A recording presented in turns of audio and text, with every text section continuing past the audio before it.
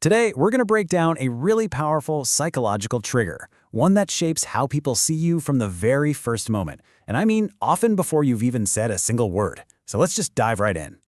Okay, let's kick things off with a question for you. Think about it for a second.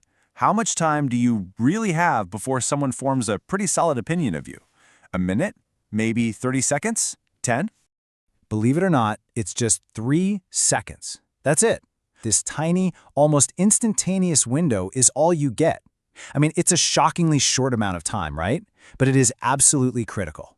Now, this incredibly fast snap judgment people make, well, it's not random. It's a well-documented psychological thing, and it has a name.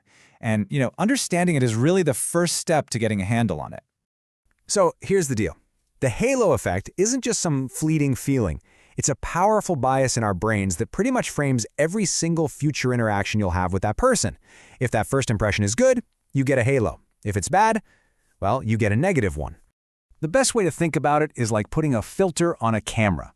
Once that filter's in place, everything you say, everything you do, every idea you have, it's all seen through that initial lens, whether it's positive or negative. And man, it is very, very hard to change that filter later on. Okay, so let's see how this actually builds, because the effect doesn't just start strong, it hangs around. The halo you create in those first 3 seconds, yeah, it has a surprisingly long shelf life. Now, this is what's so fascinating. It has this kind of dual power. It's not just about getting people to like you in the moment. A positive halo actively colors all the good things you do later, making them seem even better. And it acts as a buffer, a sort of shield that protects you when you mess up. And this slide just perfectly illustrates the two completely different paths that can open up from those first 3 seconds. I mean, look at this. With a positive halo, a typo in an email is, whatever, it's just a slip-up. With a negative halo, that same typo is seen as proof that you're careless. A big win on a project? On one side, it confirms you're talented. On the other, you just got lucky. It's the same actions, just viewed through totally different lenses.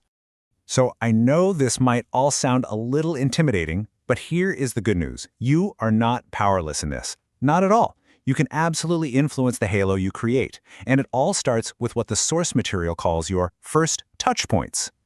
This right here is the key to actually using this knowledge. It's about being really intentional in these 3 stages. It starts with that very first contact. It gets reinforced by how you present yourself during the whole interaction, and then it's solidified by the final lasting impression you leave them with. And when we talk about professional presentation, these are the building blocks. This isn't about being fake, it's about signaling respect and competence. Clear communication shows you have your thoughts together. Punctuality shows you value their time.